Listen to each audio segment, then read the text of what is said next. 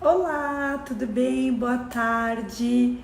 É com muita alegria que hoje nós estamos nessa tarde aqui para falar com vocês sobre um tema excepcional que é irrigação e endodontia. E nós vamos trazer uma colega espetacular chamada Thaís, que faz parte do Endocientíficas. Eu tenho certeza que vocês vão amar a aula dela, que ela realmente é espetacular. Tudo bem? Então, deixa eu só arrumar aqui, eu vou esperar a professora e nós já vamos entrar. Isto. É um prazer recebê-los aqui nessa tarde. Nós vamos falar de irrigação hoje, que é um tema muito bacana. Iremos deixar gravado essa aula e vamos esperar a professora Thaís entrar. Tudo bem, queridos? Olá, Oi, professora, tudo bem? bem, Milena, tô Como é bem. que, como é que você está? Tá bem por aí? Sim, tô É? bem. Em Isolada por... casa? Isolada Sim, ainda? Ai, sim. ai, ai. 40 e poucos dias, 45 dias. Meu Deus do céu. Aqui em Santa Catarina nós já estamos trabalhando, né? Inclusive os restaurantes já abriram com algumas restrições, então a gente está um pouquinho diferente, né? Aqui. E até hoje eu estava vendo algo do CRO de Santa Catarina que parece que já tem liberação para o atendimento eletivo, vamos ver, né? Então é um orgulho receber você aqui, é um prazer, porque você sabe muito, né, sobre vários temas, então assim, é um orgulho ter a sua amizade, né, e ter você aqui. Eu tô aqui no consultório, né, com minha roupinha de trabalho, e hoje nós vamos falar sobre um tema que você estudou muito, estuda muito, e eu acredito que não tem pessoa melhor para falar sobre isso, né, aqui, né? E a professora Thaís, deixa eu só tentar compartilhar já o slide. A professora Thaís, ela é professora na Espanha, na Universidade da Ilhas Baleares, e é um orgulho para nós brasileiros termos uma pessoa tão competente trabalhando fora, né? Então, para representar a gente muito bem, né, professora? Então, seja bem-vinda aqui, Imagina. né? Milena, muito obrigada pelo convite. Eu fiquei super feliz, uma responsabilidade muito grande. Adoro você. Você é uma pessoa super querida, super companheira, que apoia as mulheres, sempre está ajudando todo mundo. E uma ótima profissional também, professora. E estou muito feliz com o convite. É a primeira vez que eu estou fazendo uma live assim, que eu sou convidada. E muito obrigada mesmo pelo convite. Eu estudei muito irrigação, mas a gente sempre está aprendendo, né? Sempre tem que estudar mais. Preparando essa aula, eu aprendi mais. É sempre assim, sempre aprendendo e estudando. Mas estou muito feliz de estar aqui. Aí eu tenho certeza que assim, ó, que a gente vai deixar gravado, professora, mas sua aula vai com certeza ser espetacular. Então tentamos Tomara convidar que todo sim. mundo. E se vocês quiserem, coloquem a flechinha para chamar as pessoas, porque vai ser espetacular. Tá bom? Então, vou começar minha aula para para ter tempo de falar tudo para vocês que eu quero falar.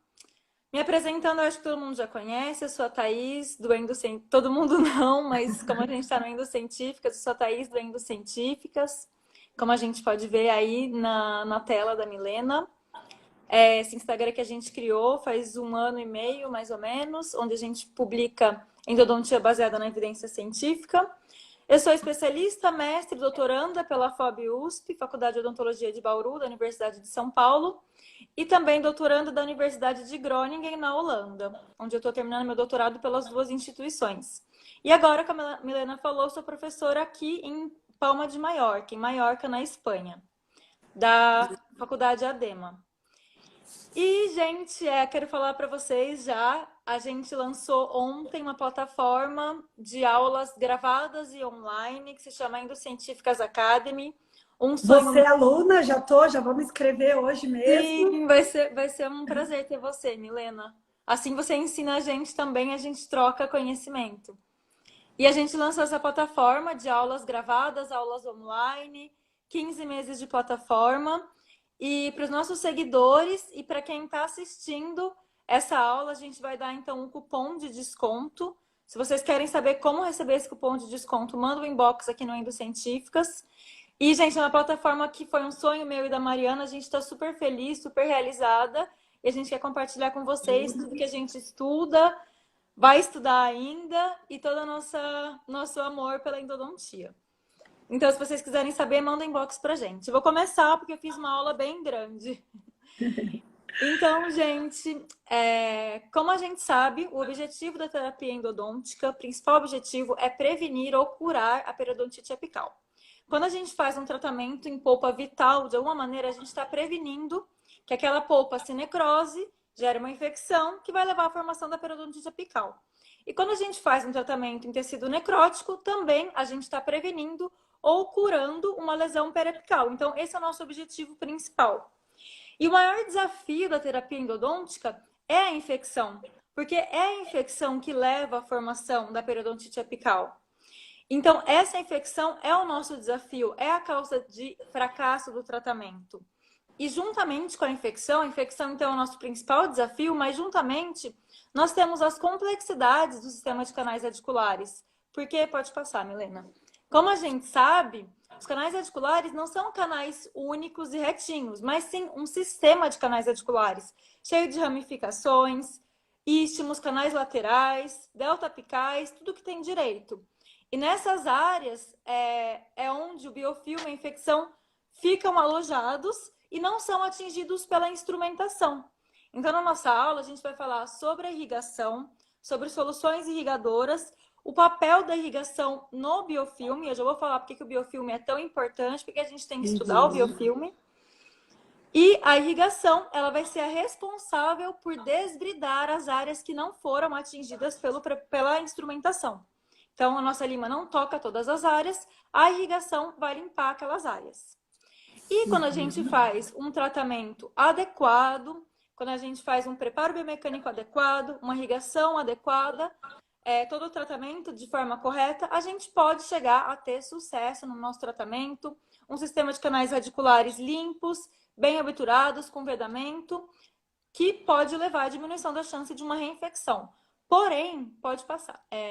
Será que um canal bem preparado, bem instrumentado, que a gente olha na radiografia e fala, nossa, que bonito, tá perfeito. Será que tá perfeito? Será que tá limpo? Será que isso significa sucesso do nosso tratamento?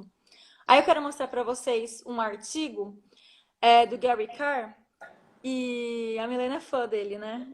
Ah, eu sou.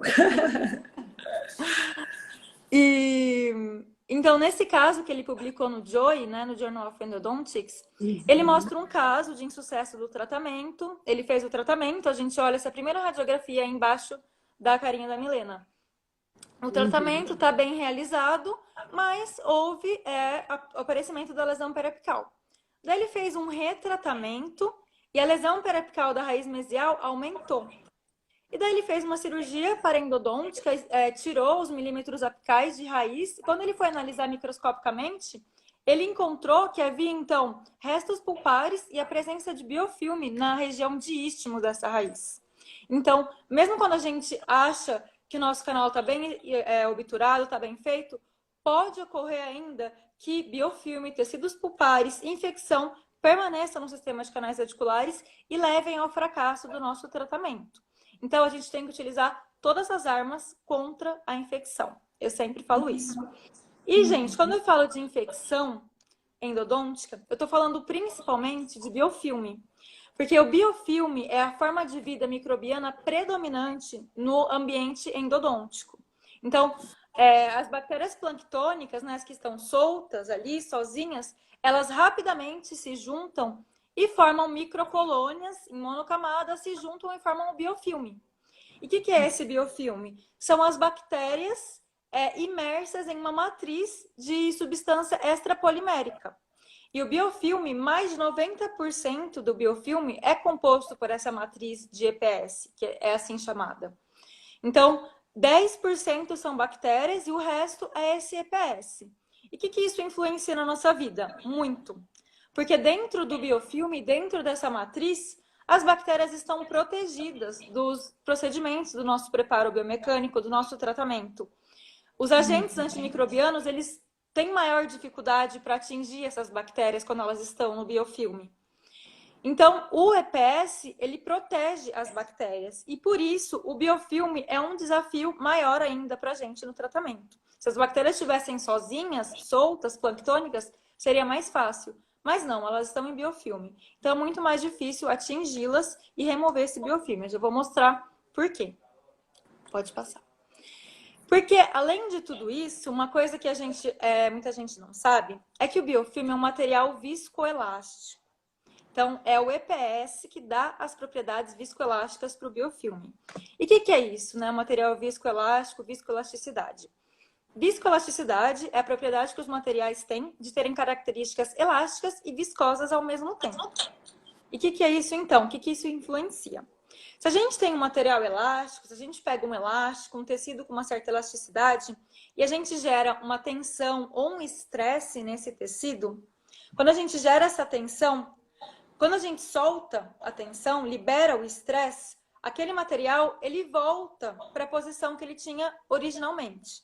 Então, a gente deformou o material, quando a gente soltou a tensão, ele voltou a ser exatamente o que ele era antes. Porém, quando a gente tem um material viscoso, a gente usar um exemplo, por exemplo, uma gota de azeite de oliva, por exemplo, você tem uma gotinha ali, e você causar um estresse, colocar o seu dedo, aquela gota vai se deformar e ela nunca mais vai voltar a ser uma gotinha do jeito que ela era antes.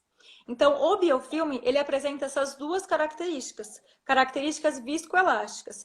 Então, quando a gente causa um estresse no biofilme, ele pode voltar. Ele não vai voltar a ser exatamente como ele era antes, porque ele tem características viscosas, mas ele vai voltar para uma posição semelhante à que ele tinha antes. Então, isso é um fator de virulência do biofilme, essa propriedade viscoelástica. E os nossos procedimentos do tratamento devem gerar uma tensão intensa, de alta intensidade nesse biofilme para alterar ele de verdade. Eu vou falar mais disso mais para frente. Pode passar. E daí, o que a gente vai falar sobre os distúrbios ecológicos que a gente causa no biofilme, quando a gente faz tratamento endodôntico. E hoje a gente vai falar da irrigação, que é um distúrbio ecológico, né? Todos os procedimentos do nosso tratamento causam um distúrbio ecológico, ou devem causar ao menos. E a irrigação, o objetivo da irrigação, então, é remover ou solubilizar as partículas de tecido liberadas ou não pela instrumentação, manter aquele tecido, a parede dentinária úmida, então lubrificar para que os instrumentos possam trabalhar, né, com maior facilidade, reduzir o número de micro-organismos e possivelmente eliminá-los do canal, então reduzir para aquela quantidade que não vai gerar uma infecção, continuar a infecção, e eliminar a smear layer, que é aquela lama dentinária que se forma depois da instrumentação. E as soluções irrigadoras, as características ideais de uma solução irrigadora são um baixo coeficiente de viscosidade, baixa tensão superficial, para que ela possa penetrar melhor nos túbulos dentinários, em todo o sistema de canais reticulares. Dissolver tecidos orgânicos é uma característica de uma solução ideal. Neutralizar produtos tóxicos, ser biocompatível, estimular o reparo dos tecidos, ter uma ação antimicrobiana, facilitar a ação da medicação intracanal, do cimento obturador. Então, tudo isso é a função da solução irrigadora. E hoje a gente vai falar principalmente da clorexidina e do hipoclorito, porque eu fiquei com medo da gente não ter tempo. Então, a gente vai focar nesses dois, que são as soluções mais utilizadas. Sempre tem também um conflito aí entre as duas soluções. Hoje eu não quero gerar nenhum conflito, eu quero mostrar o que eu estudei, o que eu sei a respeito dessas duas substâncias, e cada um utiliza aquela que acha melhor, né? E eu vou já falar qual que eu prefiro. Então, a gente tem a clorexidina, pode ser utilizada em gel ou líquido, geralmente utilizada 2%, né? Clorexidina, gluconato de clorexidina, digluconato. Ela é considerada pela OMS um antisséptico ideal, um muito bom antisséptico. Tem amplo espectro de ação antimicrobiana, então consegue eliminar bactérias muito rapidamente. Se ela está em concentrações baixas, olha o tupi, ela altera o equilíbrio osmótico bacteriano. Em altas concentrações, ela vai precipitar ou coagular a membrana citoplasmática das bactérias. Mas, quando ela faz isso, ela deixa restos bacterianos no interior do canal que devem ser removidos com uma irrigação vigorosa com água destilada. Então, a gente tem que irrigar com a clorexidina, mas também tem que remover esses restos microbianos. Como eu já falei, ela tem uma ação rápida também. Então, ela consegue eliminar micro-organismos em segundos, né? Uma ação muito boa, muito rápida. E tem baixa toxicidade. E uma das grandes vantagens da clorexidina é que ela tem substantividade. Então, ela se liga, né, à hidroxiapatita do esmalte, da dentina, e ela fica ali e vai sendo liberada gradualmente. Quando a sua concentração vai diminuindo, ela vai sendo gradualmente liberada.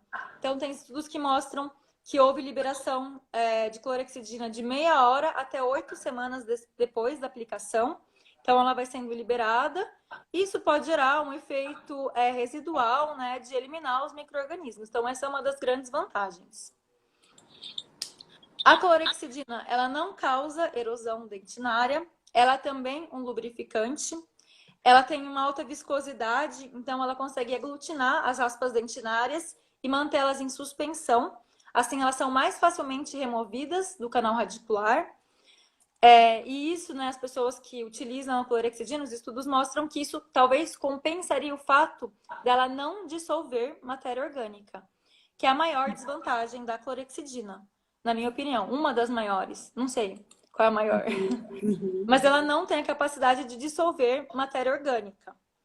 Então, ela atua quando o nosso canal radicular está instrumentado. O nosso canal tem que estar instrumentado. Nos artigos eles falam, você deve procurar uma completa instrumentação do canal radicular para utilizar, para ela ter um melhor efeito.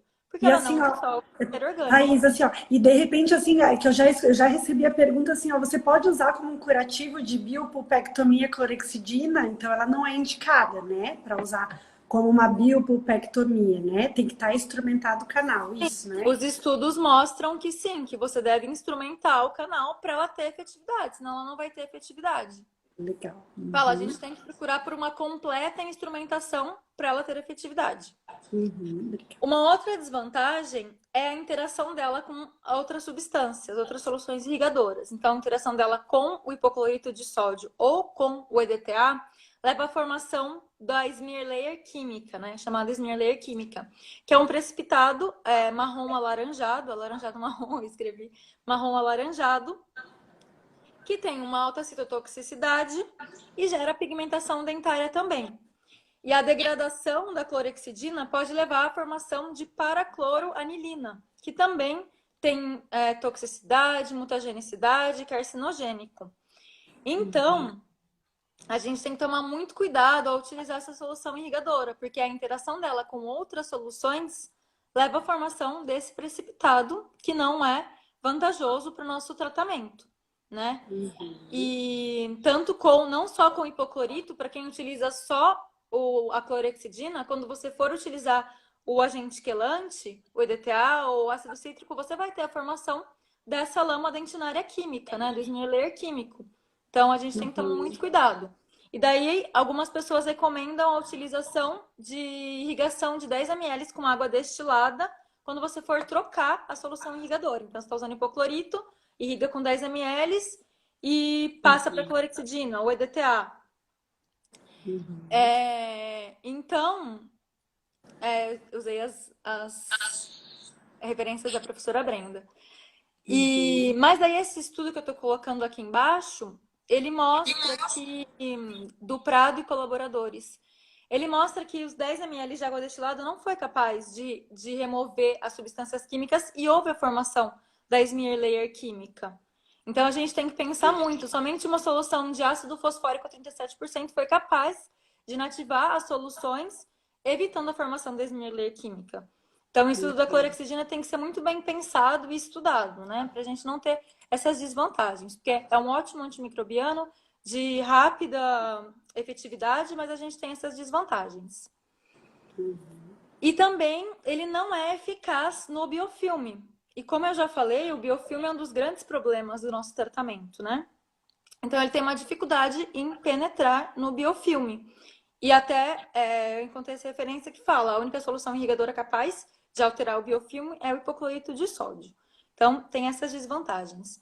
Daí eu peguei esse estudo aqui, que é da equipe lá da Holanda, do professor Só também, do Van der Slaus, em que eles utilizaram hipoclorito de sódio a 2%, a clorexidina e o EDTA 17%, e avaliaram o efeito na remoção do biofilme, nas propriedades viscoelásticas, se alterava as propriedades viscoelásticas, aquilo que eu falei no comecinho da aula, a viabilidade também, células viáveis, não viáveis, o EPS, tudo isso. E a clorexidina, ela mostrou a pior eficácia com o biofilme, né? Então, o hipoclorito foi o que mostrou a melhor eficácia contra o biofilme e a clorexidina teve um pior desempenho. E o EDTA teve em alguma análise também mostrou um bom efeito anti-biofilme, mas o hipoclorito foi o que demonstrou melhor efeito. Esse é um vídeo. Deixa eu ver se eu consigo girar a minha tela aqui para mostrar, mas vou colocar maior. Peraí. Depois as pessoas estão perguntando sobre o tiosulfato. O tiosulfato, se ele neutraliza o hipoclorito. Ele neutraliza o hipoclorito de sódio, sim. Esse é um vídeo da clorexidina no biofilme. Então, esse biofilme está sendo irrigado. Esse vídeo está nesse artigo que eu mostrei, tá, gente? É um artigo que tem acesso aberto, só entrar no PubMed, vocês podem acessar. E esse vídeo também, eu fiz download direto do PubMed. Então, a gente pode ver que a irrigação não alterou o biofilme. O tiosulfato, sim, ele é o neutralizador do hipoclorito de sódio. Mas e o EDTA, né? A gente também tem que neutralizar o EDTA. E eu não sei falar os efeitos do tiosulfato, a remoção.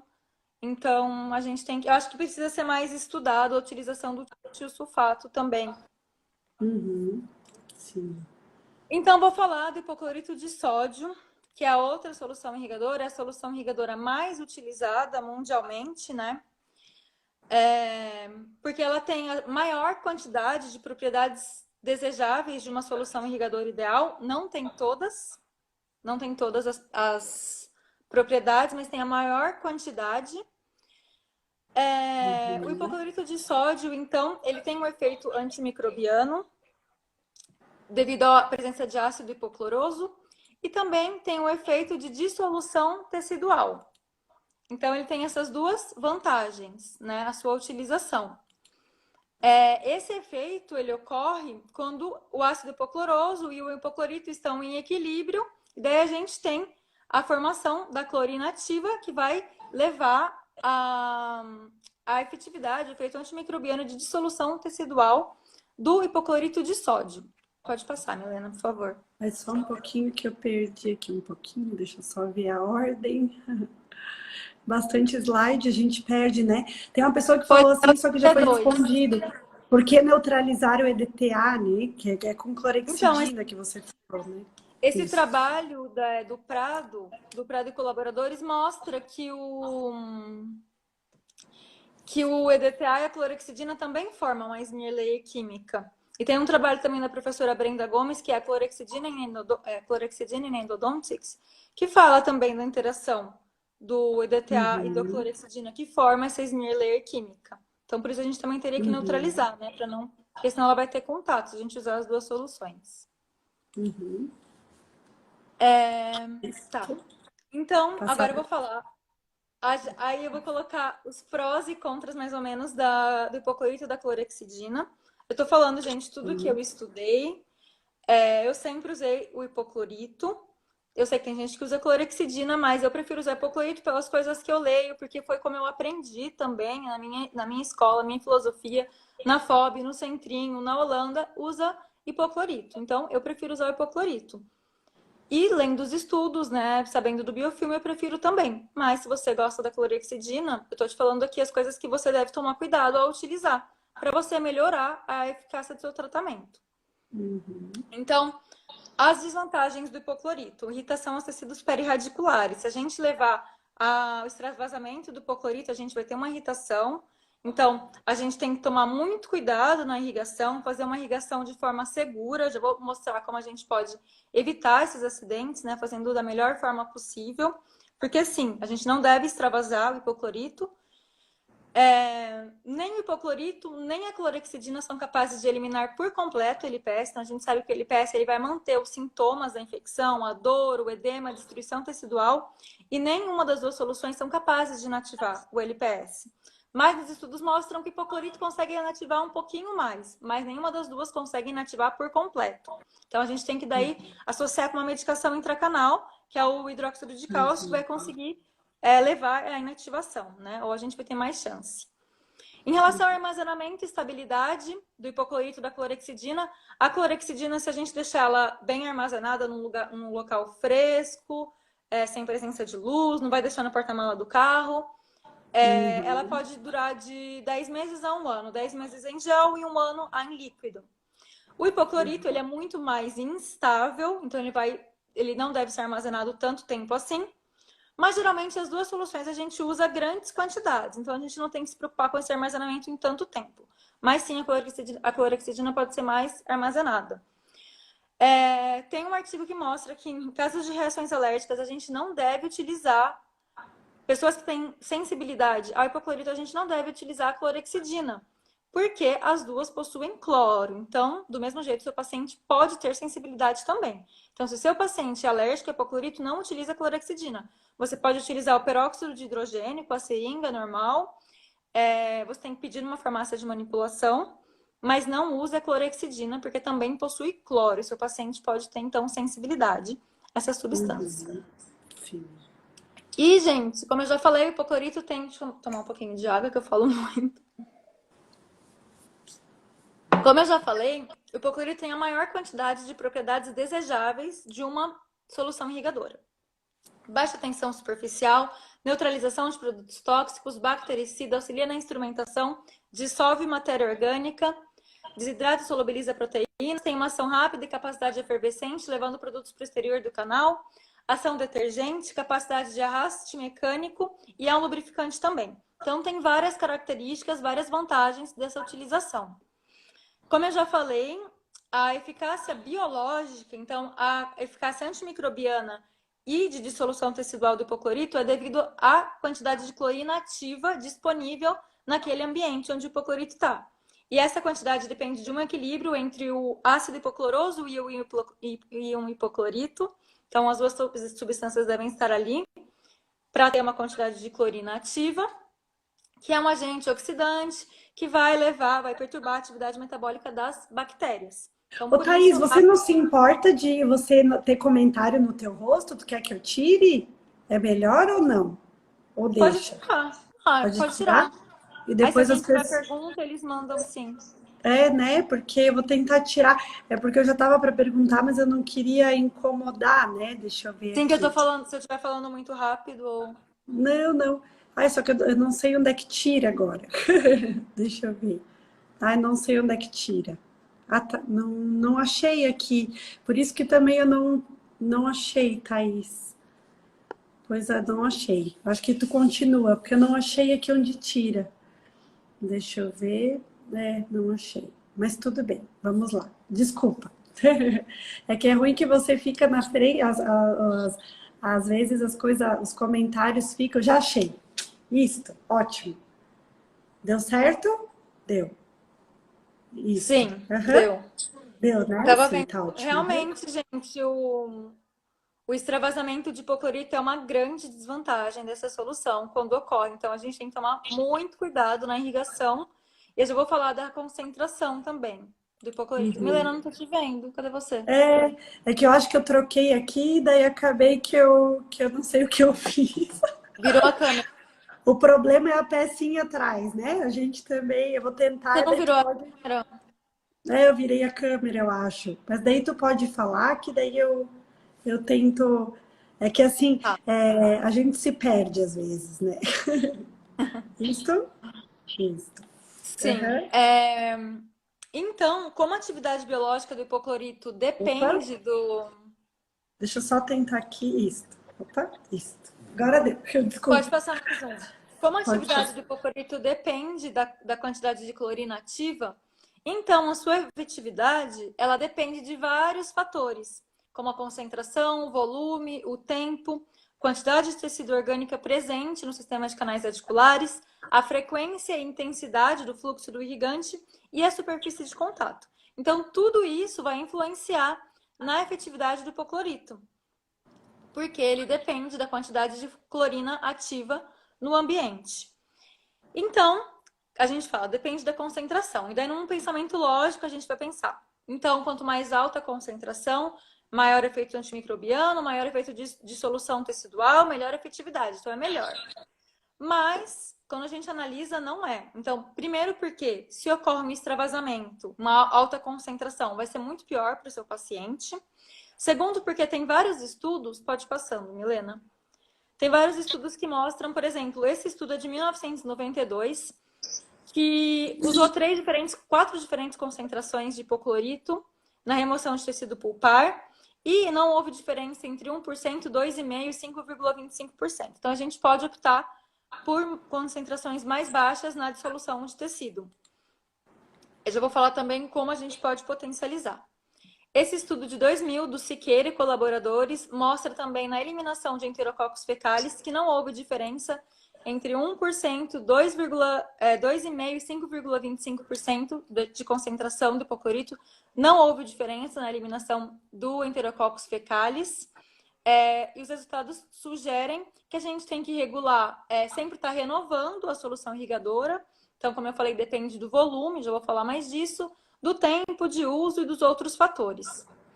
Esse artigo de 2010, então, a gente pode ver que isso ao longo dos anos, 92, 2000, em 2010, esse estudo de Macedo e colaboradores, eles mediram a quantidade de clorina ativa dependendo da concentração do hipoclorito. Então, eles testaram o hipoclorito a 2 a 10%, U a 10%, não, U a 2% com diferentes pHs, e na maioria deles não houve diferença estatística também com a quantidade de clorina ativa liberada. Então, tanto em alta concentração quanto em baixa concentração, teve uma quantidade semelhante de liberação de clorina ativa. Então, a gente pode optar por concentrações mais baixas do hipoclorito e ter sua efetividade. Esse trabalho de 2019, daí já é um pouquinho diferente, porque daí testou biofilme. Mas esse trabalho comparou hipoclorito em concentração 2, 5 e 10%. E com certeza 10% vai ser mais efetivo. Então, o 10% mostrou uma melhor eficácia na penetrabilidade, propriedades viscoelásticas e na viabilidade das bactérias do biofilme. Porém, com as propriedades viscoelásticas, não houve diferença entre 2, 5 e 10%.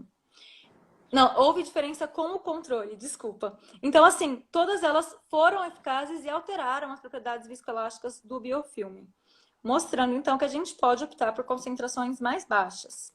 Esse outro estudo de 2019 também, que eu tampei aqui... Não, tá aparecendo, né? Eu tô olhando as duas telas. Ele mostrou também, avaliou diversos fatores com hipoclorito a 2% e encontrou que o tempo e o volume da solução irrigadora podem potencializar o efeito antibiofilme do hipoclorito a 2%. Então, a gente pode usar 2% se a gente potencializar de outras formas o seu efeito. O outro trabalho mostra que quanto mais alta a concentração, o próximo, quanto mais alta a concentração, menor vai ser a atividade biológica. Então, é o que eu já falei, né? Quanto mais alta a concentração, se ocorre um extravasamento, vai ser muito pior. Então, a gente não pode usar concentrações muito altas. Tem que usar, esse trabalho fala para usar de 1 a 2,5%, dependendo do caso que você tem também. Além do extravasamento, que vai ser muito pior, muito mais tóxico e irritante para os tecidos periapicais, também tem um efeito na parede dentinária, né, de erosão dentinária com a utilização do EDTA também. Então, a gente tem que optar pelas menores concentrações e utilizar os outros fatores, volume, tempo, o fluxo do irrigante, para potencializar a efetividade. Eu já vou mostrar como isso pode sim potencializar. Então, pode passar mais um. Em relação ao volume, o sistema de canais radiculares é extremamente pequeno. Então, a gente tem um espaço pequeno e, consequentemente, a gente vai ter um volume pequeno da solução irrigadora, seja ela qual for, dentro do sistema de canais radiculares. E isso é uma limitação, né? Então, por ser tão pequeno, é uma limitação.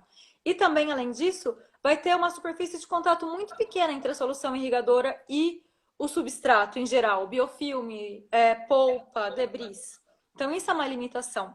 Então, por isso a gente tem que aumentar o volume, sempre estar renovando e irrigando para manter a concentração, para ter um maior volume da solução irrigadora, porque o nosso espaço pulpar é uma limitação. E uma coisa muito importante, a gente sabe que a irrigação com seringa convencional, ela é amplamente utilizada.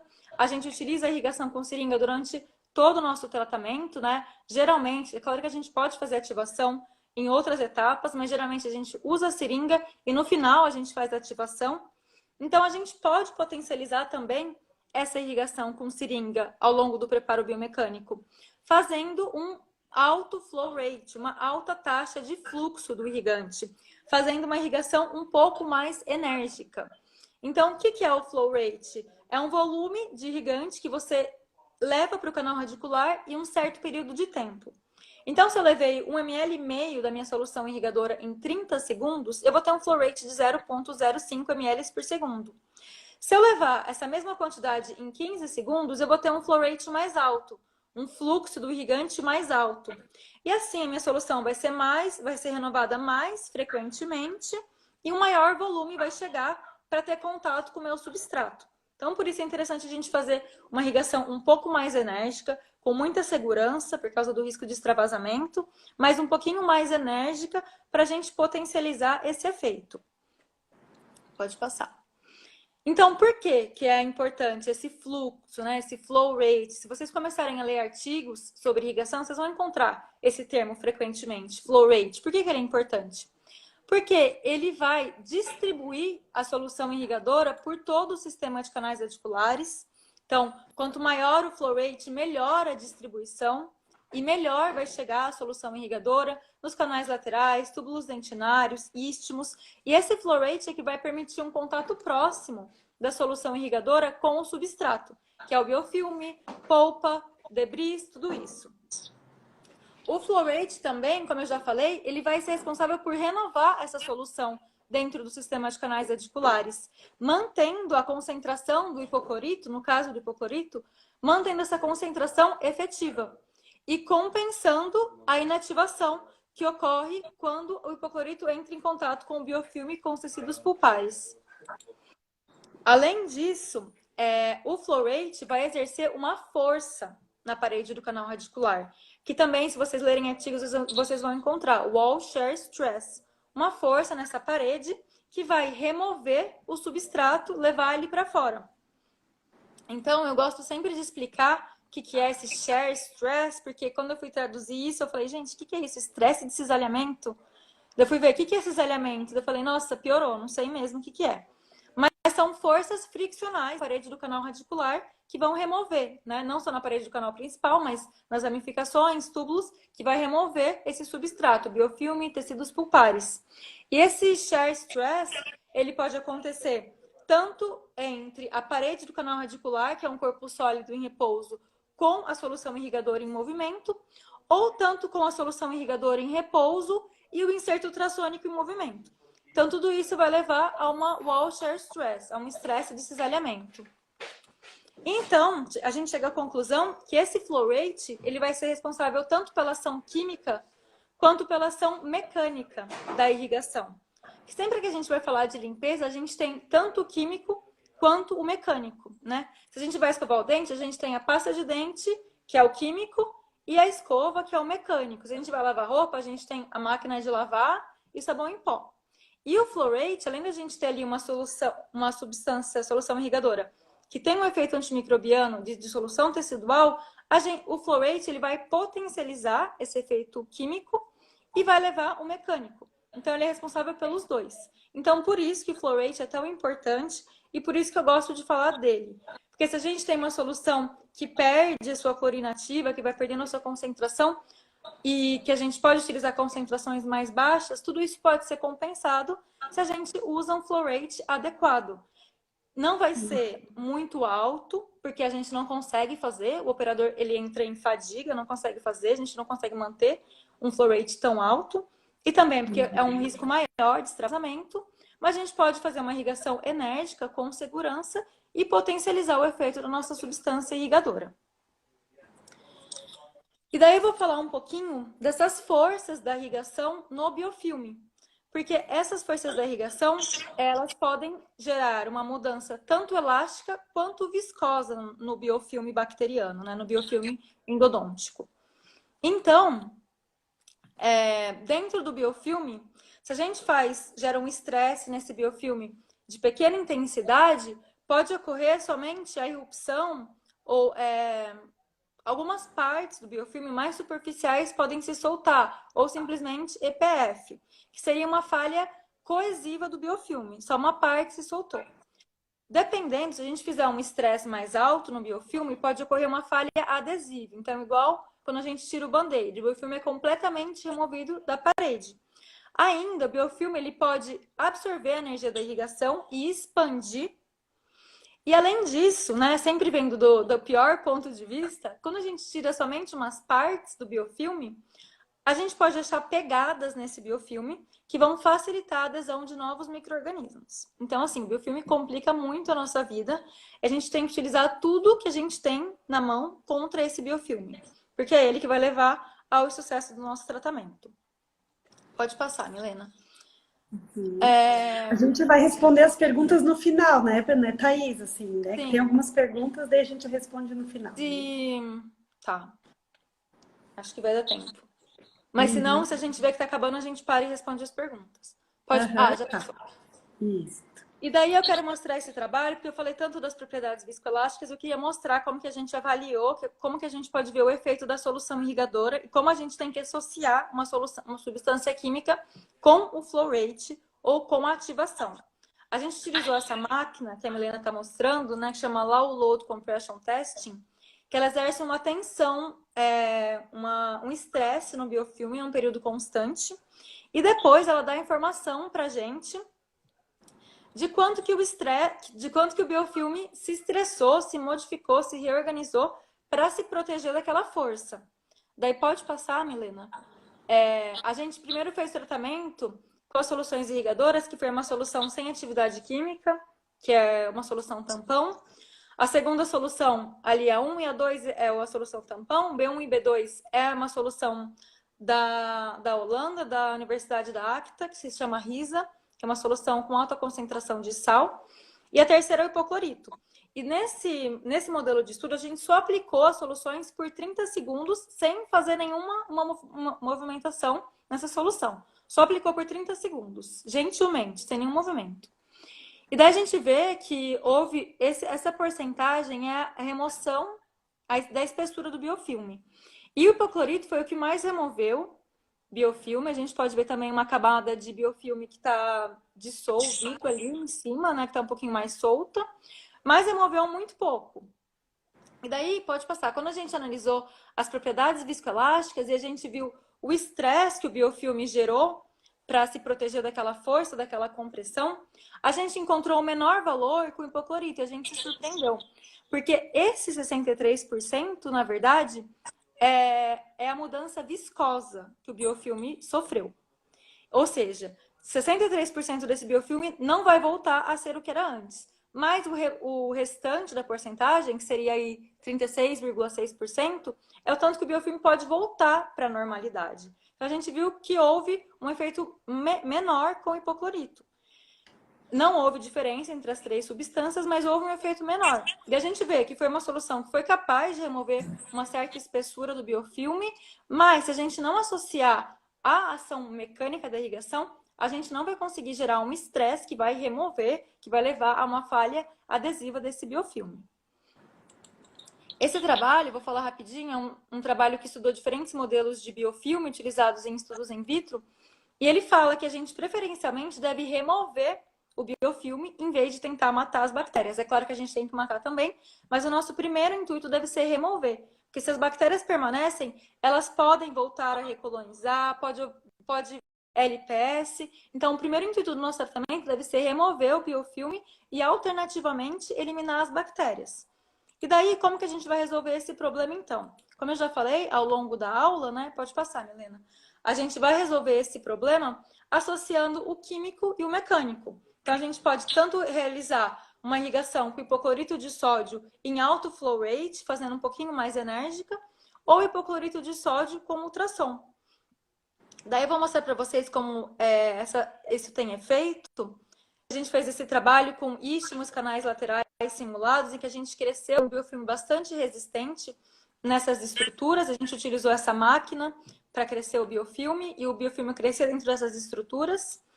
E daí a gente avaliou a remoção de biofilme, e por meio de um Computational Fluid Dynamics, que é uma metodologia, a gente conseguiu avaliar a velocidade do irrigante dentro dessas estruturas e correlacionar com o flow rate.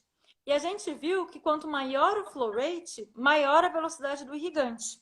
A gente consegue ver nessa imagem, onde está mais laranja, é uma maior velocidade. E a gente vê mais laranja, onde a gente tem um maior flow rate. E a gente correlacionou também esse flow rate com a remoção do biofilme. Então, onde está mais branco ali, é onde teve uma maior remoção. E, coincidentemente, é onde está mais laranja. Então, uma maior velocidade da solução irrigadora vai levar um alto flow rate, vai levar uma maior velocidade, que vai levar uma maior remoção do biofilme. Então, por isso, a gente tem que associar o químico e o mecânico. Não é só o mecânico, mas não é só o químico. São os dois juntos, para a gente potencializar o efeito da nossa irrigação. Nesse outro trabalho, a gente avaliou só o químico e o mecânico e a adição do mecânico. E a gente viu que a adição do mecânico, depois de utilizar o químico, é essencial. Que depois que primeiro a gente realizou com baixo flow rate, então bastante devagar a irrigação com as substâncias químicas. E quando a gente realizou um alto flow rate sem uma substância química, que foi uma solução tampão, ocorreu uma diferença estatística na remoção do biofilme. E também quando a gente utilizou o ultrassom sem o hipoclorito nos canais laterais, que eram nossas estruturas menores, a gente também observou uma maior remoção do biofilme, que também facilitou pela irrigação final. Então, a gente tem que associar o químico e o mecânico. E como a gente vai fazer isso, então? A gente vai utilizar agulhas de irrigação finas, as mais finas possíveis, de 30 gauges. A gente deve utilizar seringas de 5 ml para fazer irrigação, porque preferencialmente a gente vai conseguir levar uma maior quantidade da solução irrigadora com essa seringa, ela é mais fácil, né? A mão não fica cansada. Se a gente usa de 10, a gente tem que fazer uma força maior. Então, preferencialmente, esse trabalho do Boltsioskis, de 2007, mostrou isso, que a gente deve preferir as de 30 gauges e as seringas de 5 ml, para levar uma maior quantidade da solução irrigadora para o canal. É importante a gente usar sempre a Luer Lock também, para a gente ter a nossa agulha travada, para não ocorrer nenhum acidente. E a gente deve posicionar a nossa agulha a 3 milímetros do comprimento de trabalho ou do ápice. Então, para a gente evitar o extravasamento. E sempre com movimentos de entrada e saída do canal. A gente não pode injetar a nossa solução irrigadora. Existem também essas pontinhas que são novas, eu não sei se ainda tem no Brasil, chama Irriflex. Ela tem uma saída lateral. Então, quando a gente usa a agulha normal, a gente vai ter um fluxo ali vertical. E essa seringa, ela promete um fluxo lateral da solução irrigadora. Então, é uma coisa para a gente testar e utilizar, né? Para ver como é que funciona. Eu ainda não usei, mas eu vi que lançou e eu achei bem legal. Uma outra coisa que a gente deve fazer é utilizar o ultrassom com hipoclorito de sódio. Então, a gente pode fazer 3 ativações de 20 segundos com o ultrassom e o hipoclorito, né? Na nossa irrigação final, eu vou mostrar um protocolo sugerido.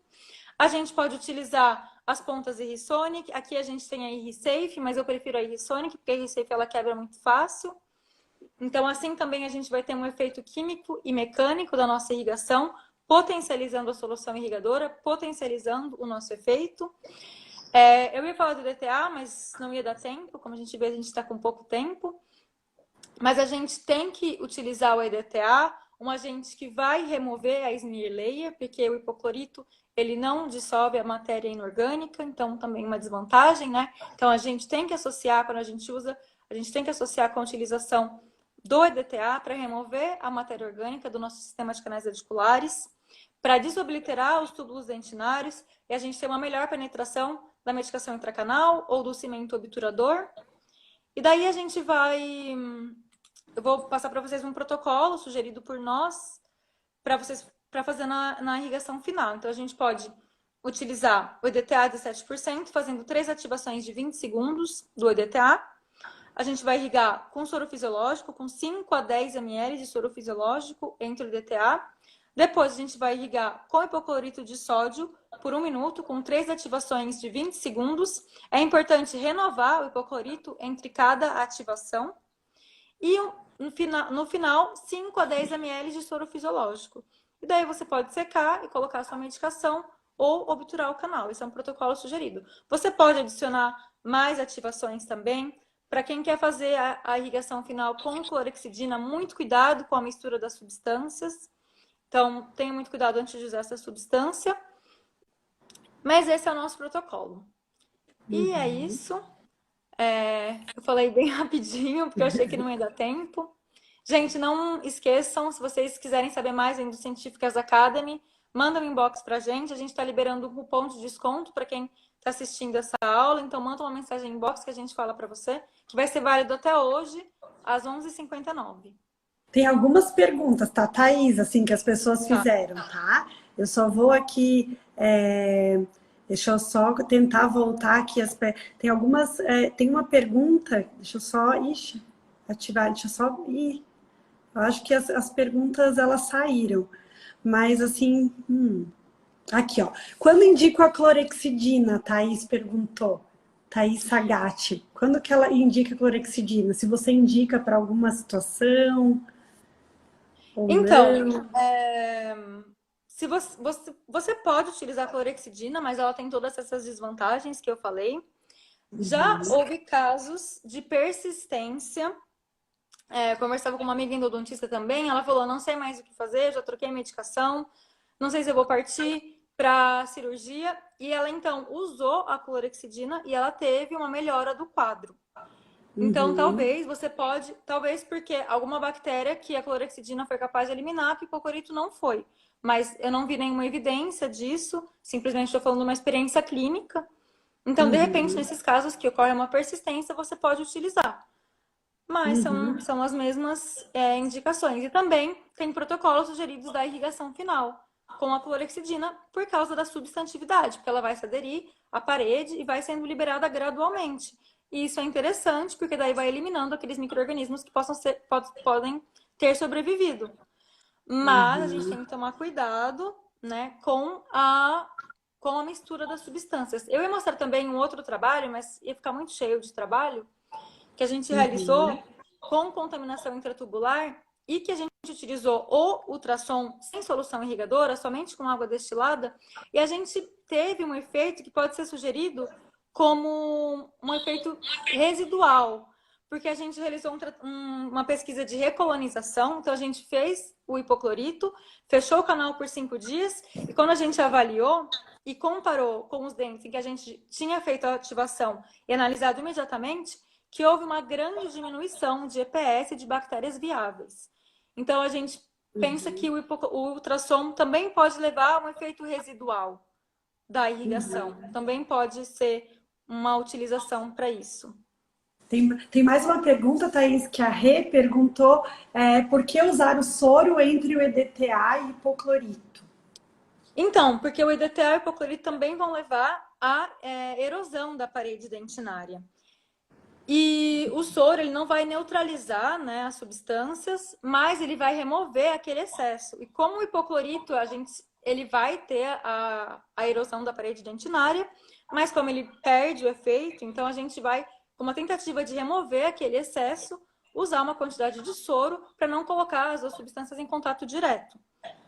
Pode ser de 5 a 10 ml de soro por canal. Ah, sim. E assim, ó, a Daniela perguntou se o ultrassom ajuda na irrigação enérgica.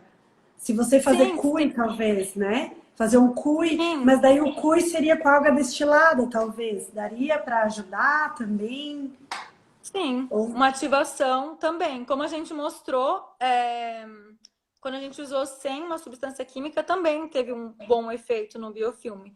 E toda ativação é bem-vinda. Perguntaram do EasyClean. Sim, também é eficiente. Mas o que a gente tem de mais eficiente é o ultrassom com hipoclorito. Alguns trabalhos mostram que não existe diferença entre o sônico e o ultrassônico.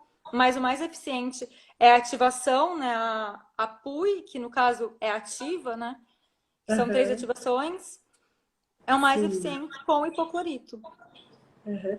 A Gabi Vasconcelos, ela perguntou qual a concentração da água oxigenada para substituir hipoclorito de sódio. 3% que a literatura mostra. Tá. Então, você tem que Aham. pedir na farmácia de manipulação. Tá, aham. E a mesma Gabi, ela perguntou se a clorexidina não age em biofilme apenas no canal e no biofilme periodontal. Uhum. Isso, No biofilme periodontal, periodontal, sim. é. Não, para a periodontia ela é Ela eficaz, é só no mas canal que não age, né? Isso? sim, Uhum. sim. E O assim, ó, canal tem que ser instrumentado. e assim, ó, Thaís, eu tive a oportunidade de experimentar o Gentle Wave. Na Europa, vocês usam ou é só nos Estados Unidos? Vocês não têm um Não, laboratório lá da Holanda? Não tem o Gentle Wave, não? não. E o que você Até o acha assim? Andrés ele era um pouco assim, ele, não sei. Ele não gostava. A gente estava discutindo que não gostava muito do marketing, né? Que eles falam, seu dentista não tem ainda, não sei o quê, que era um pouco um marketing um pouco agressivo. Mas Sim, sim. eu não vi, eu só vi no Congresso Europeu, na palestra do Rapazalo, ele mostrando, mas eu Uhum. nunca vi ao vivo É, as cores. Você viu? eu fiz um hands-on com o Gentle Wave, né? Então, assim, você tem. Lá no congresso que eu participei, eles falaram que custa US$ 70.000 o aparelho. Lá no congresso foi falado, talvez mais a taxa, o imposto, né? Eles falaram o preço sem o imposto, e cada contraângulo US$ 150. Eu achei interessante porque os líquidos trocam sozinho. Você tem 3 reservatórios atrás do aparelho. Você tem um reservatório com hipoclorito de sódio, com EDTA e com água destilada. Aí o tempo de irrigação vai ser uns 4 minutos e meio, mais ou menos, de tudo. Então, os líquidos se trocam sozinhos, né? Então, sem você só aciona na tela, né? E eles vão se trocando. Eu achei interessante, só que assim, ó, em coroas muito destruídas, você tem que reconstruir, porque você precisa fazer um platô, como se fosse com um top-down, né? Para você encaixar o contraângulo do Gentle Wave, aí você vai encaixar o contraângulo em cima dessa estrutura do top-down, né? Que é como se fosse um gabarito. É interessante, mas envolve bastante, né? Bastante estruturas que vêm juntos, gabaritos e contraângulo, né? Mas assim, eu só fiz um hands-on mesmo, né? Assim. E a gente entendendo um pouco, né, Thaís? Que às vezes um americano explicando é mais difícil a gente entender, eles falam meio rápido, né? Sim. Então, Aham. mas foi bem bacana a experiência. Só que assim, ó, Mas é o dá que para você ver. falou, né? É o que você falou, assim, é muito marketing em cima, que na verdade, lá no congresso que eu fui nos Estados Unidos, a gente percebeu que é uma empresa que ela vende produtos médicos, que comprou a Sonendo, né? Que faz o Gentle Wave. Então, é uma empresa médica, né? Que faz, assim, produtos para oftalmologia, cardiologia, que está comercializando agora produtos para odontologia, né? Enfim, mas eu também só tive esse contato, né? O professor Vanderslaus não faz, ele está fazendo assim estudos com ele? Não, Não, não. não tem lá na Uhum. universidade. E assim, ó, Thaís, o que você acha assim, ó, porque vai falta 1 minuto e 41. Na graduação, como a gente não tem o acesso a um ultrassom, nós estamos ensinando a potencialização com a EasyClean. Você acha que é bacana, né? Que é um Sim, com recurso? certeza. Com certeza. Eu acho que qualquer tipo de ativação já vai potencializar, né? Como eu falei, até a irrigação com a seringa já vai potencializar esse efeito da solução irrigadora. Então, com certeza, o Easy Clean é válido. Tem estudos que mostram também, né, no desbridamento, Uhum. na limpeza, remoção de debris. Então, sim, com certeza é válido. A única diferença E assim, é ó, que o e a sua ultrassom, preferência, uhum. né, E a sua preferência, assim, ó, como professora não estudiosa é o de hipoclorito e clorexidina, você prefere o hipoclorito, assim, a tua preferência de pessoal, pelo teu estudo. Isso, né? Tá mudo. Ai, ai, ai. Então, assim, eu não tô te escutando, Thaís. Eu não sei se as pessoas estão escutando. Eu quero te agradecer sim, imensamente. eu Tá prefiro escutando? Eu quero hipoclorito, te viu? agradecer imensamente. Voltou. Eu quero que todo mundo Estão me Eu escutando? tô, aham. Eu quero Obrigada que a todo você. mundo entre no Instagram do Endocientíficas, que vocês vão aprender muito. Eu gosto muito assim do Instagram, que é uma dedicação, é muito estudo da Thaís e da Mariana. Quero parabenizar vocês pelos seus estudos e pelo seu trabalho. Fala um pouquinho, falta 10 segundos. Obrigada. Ai, não tá... Muito obrigada, Milena. Quero parabenizar por todo o trabalho que você faz, por